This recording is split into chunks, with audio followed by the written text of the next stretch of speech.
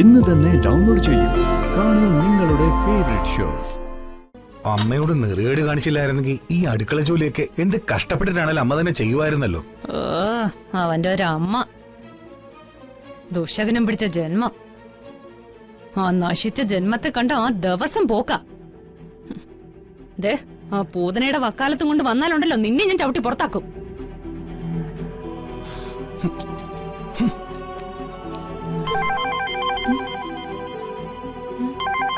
ആരെ ഇപ്പൊ കിടന്ന് വിളിക്കുന്നത്? ഏട്ടനാ. ഹലോ ജഗന, മനസ്സിലായി. നിനക്ക് ഇനിയും മനസ്സിലാവാത്ത ചില കാര്യങ്ങളെ പറഞ്ഞു തരാനാണ് ഞാനിപ്പോ വിളിച്ചത്.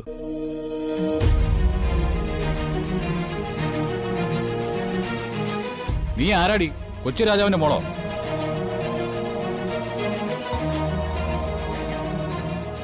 രാജാവിന്റെ മോള് ഏട്ടന്റെ അമ്മായിയമ്മയല്ലേ?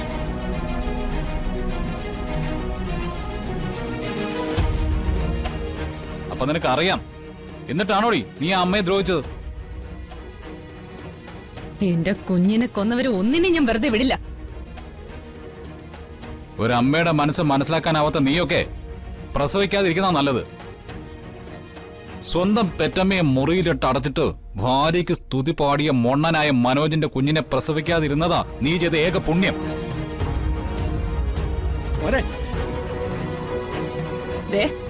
ഏട്ടനാണെന്നൊന്നും ഞാൻ നോക്കില്ല. മോളെ ഹരിതേ, നീ എന്റെ ഏട്ടവാത്സല്യം മാത്രമേ അറിഞ്ഞിട്ടുള്ളൂ ഇതുവരെ. എന്റെ ഉള്ളിൽ നെറികേടിനെതിരെ പ്രതികരിക്കുന്ന ആണടുത്തുണ്ട്. തള്ളയെ തല്ലിയ അച്ചിയുടെ കരണം പൊളിക്കാതെ കൈകെട്ടി പ്രോത്സാഹിപ്പിക്കുന്ന മൊണ്ണനെ മാത്രം കണ്ടിട്ടുള്ള നിനക്ക് ആണിനെ അറിയില്ല. ഇനി ഇത്തരം ചെറ്റത്തരം നീ കാണിച്ച എന്റെ തനി സ്വരൂപം നീ കാണും. ഏട്ടന്റെ യഥാർത്ഥ രൂപം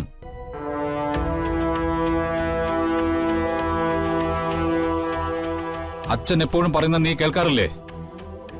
ഏത് മരവും പുരയ്ക്ക് മേലോട്ടാണ് ചായുന്നതെങ്കിൽ അത് കടക്കിൽ വെച്ച് മുറിച്ച് മാറ്റണമെന്ന്.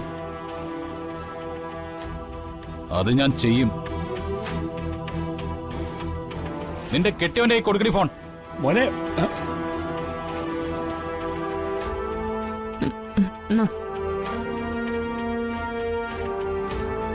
മോനെ വേണ്ട, ഇനി ഇതിന്റെ പേരിൽ വഴക്കും വക്കാണൊന്നും വേണ്ട.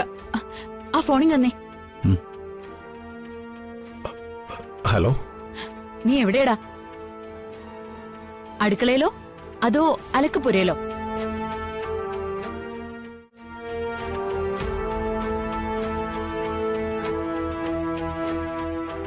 ഭാര്യയുടെ ഡ്രസ്സെല്ലാം അലക്കി വെളുപ്പിച്ച് അവളെ മാമൂട്ടിയിട്ട് ശ്വാസം എടുക്കാൻ പറ്റുന്ന സമയാവുമ്പോ നീ ഒന്ന് വിളിക്ക്.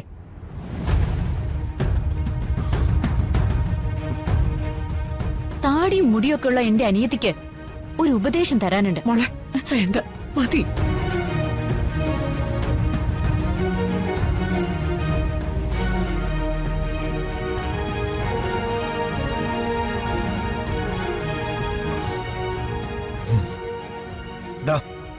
പിടിക്കും. മാനത്തെ കൊട്ടാ